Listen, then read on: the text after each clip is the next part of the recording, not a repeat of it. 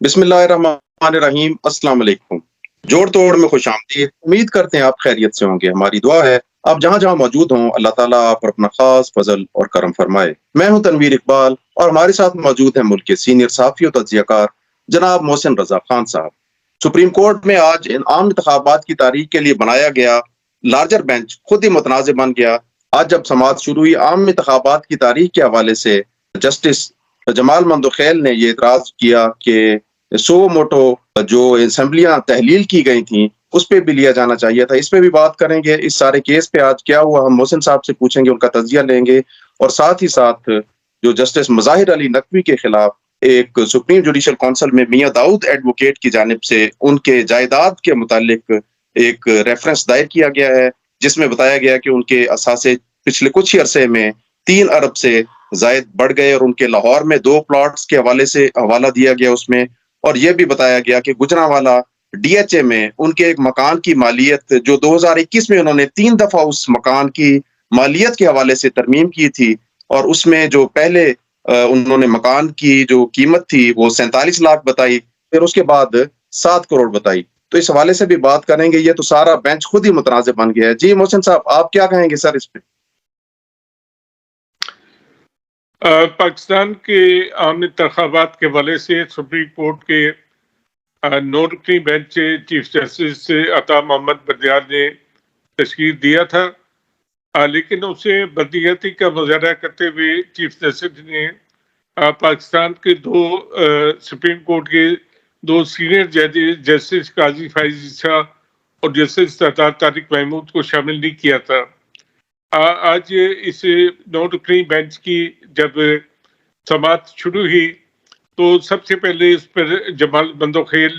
نے اعتراض کیا۔ ان کا کہنا تھا کہ یہ اس وقت نوٹس نہیں بنتا کیونکہ سی سی پی او لاہور غلام محمد ڈوگر کی تبادلے کا کیس تھا سروس ٹریبونل کے فیصلے کے خلاف، اور اس میں چیف الیکشن کمیشنر کو بلایا گیا، اور ان کا جواب سنے بغیر سپریم کورٹ کے بینچ نے جو ہے اس کیس کا فیصلہ دے دیا، اور جسٹس مظاہر علی نقوی کی آڈیو بھی سامنے آ چکی ہے۔ اس حوالے سے ان کا کہنا تھا کہ یہ کیس ایک تبادلے کا تھا اور اس کو الیکشن کے سوموٹو کیس میں تبدیل کیا گیا۔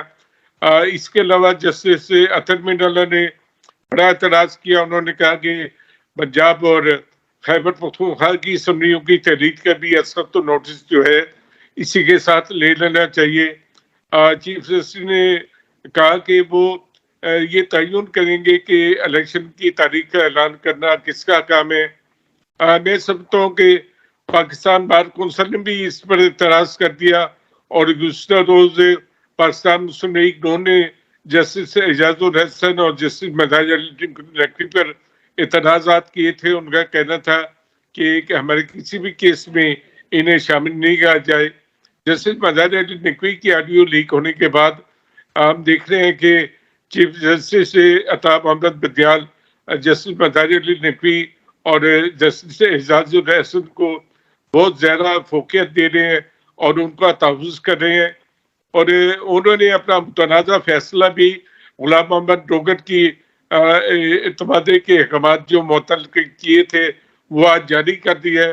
ایک لحاظ سے سپریم کورٹ نے مکمل طور پر متنازع ہوتی جا رہی ہے، لیکن بعض حلقوں کا یہ کہنا ہے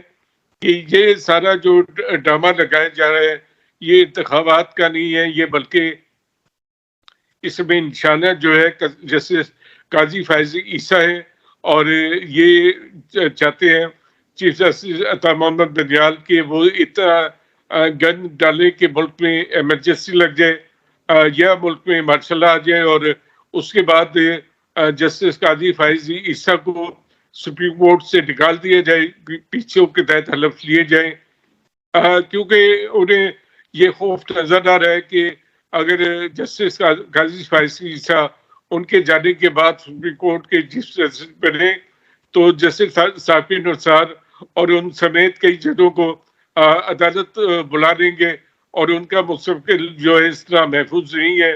اپنے مستقبل کو محفوظ کرنے کے لیے اور چند سابق فوجیوں کے ساتھ ساز باز کر کے چیف جسٹس عطا محمد بدیال جو ہے ملک میں انتخابات کرانے کے نام پر جو انہوں نے ایک لارجر بینچ تشکیل دیا ہے، اس کی آڑ میں وہ ایک ملک میں انارکی پیدا کرنا چاہتے ہیں، ملک کے حالات خراب کرنا چاہتے ہیں، جبکہ معیشت بھی اپنی جو ہے خراب حالت میں ہے۔ تو اس وقت وہ حالات ایسا پیدا کرنا چاہتے ہیں کہ ملک میں سارا کام رک جائے اور فوج کو زبردستی اٹھایا جائے گا کہ وہ ملک میں اقتدار سنبھال لے۔ تو سر لیکن حکومت کا کیا پلان اس میں آپ کو نظر آ رہا ہے؟ حکومت کیا ایسا ہونے دے گی؟ دیکھیں، حکومت آپ کی تو کوئی چیز پاکستان میں موجود نہیں ہے۔ شہباز شریف کو وزیر اعظم بننا تھا، انہیں اپنے ساتھ وزیران کا اٹیک لگوانا تھا اور اپنے کیس ختم کروانے تھے، اس میں وہ کامیاب ہو گئے۔ اس میں ہم نے دیکھا ہے کہ نیب کے چیئرمین اور انتہائی ایماندار اور دیانتدار افسر آفتاب سلطان نیب کے چیئرمین شپ سے استعفیٰ دے گئے۔ اس کا بھی اس حکومت پہ کوئی اثر نہیں پڑا، اور وہ اپنے جو ہے جماعت قسم کے افسران، جس میں سابق سیکرٹری ایویشن عرفان الہی اور سابق سیکرٹری داخلہ اور مجوزہ پنجاب کے منصب میجر اعظم سلمان کو لانا چاہتے ہیں اور اس کے لیے لابی کر رہے ہیں، اور وہ سمجھتے ہیں کہ راجہ ریاض جیسے ایک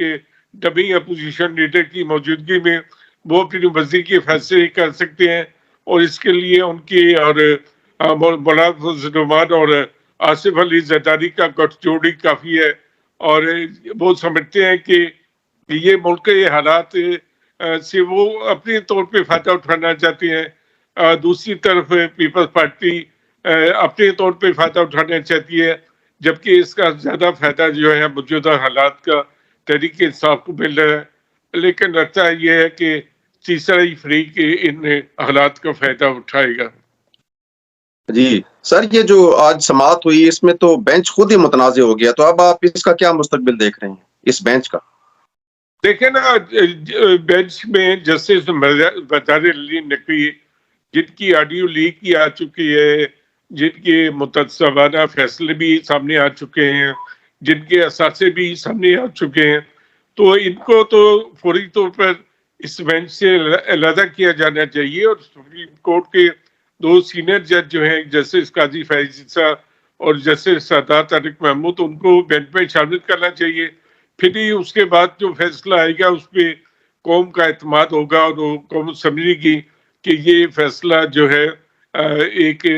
لارجر بینچ نے دیا ہے۔ ابھی تو پک اینڈ چوز کر کے ایک بینچ بنایا گیا ہے، اور جس میں کوشش کی گئی ہے کہ جو حق اور سچ بولنے والے جج صاحبان ہیں ان کی تعداد کم رہے، جس میں ہم دیکھتے ہیں کہ جیسے منصور علی شاہ ہیں، جیسے شہریہ افریدی ہیں، اور جیسے عطر بن اللہ ہے، اور جیسے جمال مندوخیل ہے۔ یہ 4 جج ہیں، بلکہ باقی 5 جو ہیں وہ ایک ہی طرف ہمیں نظر آتے ہیں۔ اگر یہ فیصلہ 5 اور 4 سے ہوا تو وہ تو فیصلہ ظاہری بات ہے کہ اکثریتی فیصلہ نافذ عمل ہوگا۔ اگر اس بینچ کی تشکیل اس طرح کی جاتی ہے کہ اس میں جیسے قاضی فیض عیسیٰ اور جیسے سردار طارق محمود کو شامل کیا جاتا ہے، تو پھر لگتا ہے کہ کوئی جانبدار فیصلہ آ سکتا ہے۔ جی بہت شکریہ۔ Chief justice of Pakistan Umar Ata مندیال خود بھی ایک متنازع جج اس وقت بن چکے ہیں کہ تمام جو کیسز ہیں، جو ایماندار فیصلے جن کے ایماندارانہ طور پہ کیے جانے چاہیے تھے، وہ عمران دار جج بن کے وہ کر رہے ہیں، یعنی وہ پی ٹی آئی کے کارکن نظر آ رہے ہیں، وہ اور ان کے ساتھ جو 4 ججز ہیں، ان کو تو یقینی طور پہ جو خصوصاً پی ٹی آئی اور جو حکومتی جو مقدمات ہیں یا جو سیاسی قسم کے جو فیصلے ہیں، ان سے خود ہی بھی ڈرا کر دینا چاہیے، تاکہ ان کی کچھ جو رہی کھئی عزت ہے وہ بچ جائے اور ہمارے اداروں کی بھی عزت بچ جائے۔ تو محسن صاحب بہت شکریہ، دوبارہ نئے موضوع کے ساتھ جلد ملاقات ہوگی، تب تک کے لیے اللہ حافظ۔